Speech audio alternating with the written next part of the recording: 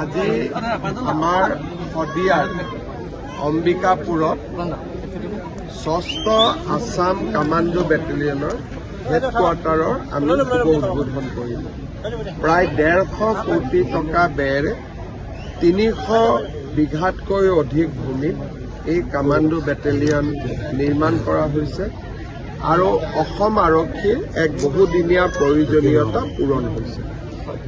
এই অনুষ্ঠানৰ পৰাই শদিয়া চৰকাৰী উচ্চতৰ মাধ্যমিক বিদ্যালয়ত আমি ১০ কোটি টকা ব্যয়েৰে নিৰ্মাণ কৰা ভৱনৰো শুভ উদ্বোধন কৰিছোঁ আৰু টুপচিঙাত নতুনকৈ নিৰ্মাণ কৰা ৫০ কোটি টকা ব্যয়েৰে নিৰ্মাণ কৰা দলংখনৰো শুভ উদ্বোধন কৰিছোঁ।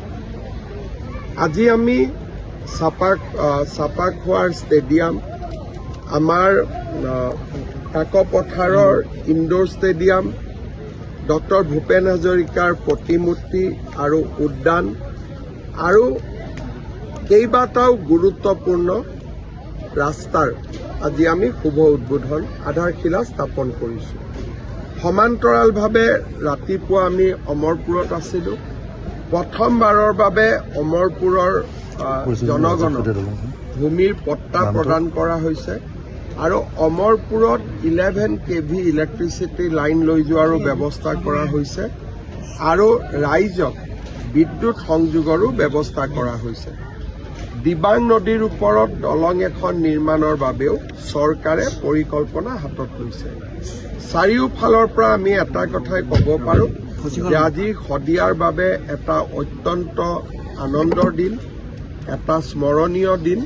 মই শদিয়াবাসী ৰাইজ আৰু শদিয়াৰ বিধায়ক বলিন চেতিয়া ডাঙৰীয়াক অভিনন্দন জনাইছোঁ।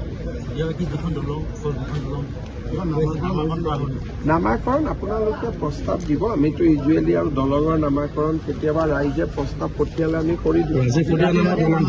হ'ব পাৰে, কোনোতো আপত্তি নাই, কিন্তু দলঙৰ ইউজুৱেলি আমি ইয়াত আমাৰ ফালৰ পৰা নাম আমি খুব কম দিওঁ, ডাঙৰ সেইটো নহ'লে প্ৰস্তাৱ দিব পাৰে, আমি বিবেচনা কৰিম। 108ত নতুন টেণ্ডাৰ হ'ব, নতুন কোম্পানী আহিব, এপ্ৰিল মাহত নতুন টেণ্ডাৰ হ'ব। ইলেকশ্যনৰ দিনে ঘোষণা হোৱা নাই, এতিয়া প্ৰাৰ্থী ঘোষণা কৰি কি কৰিম।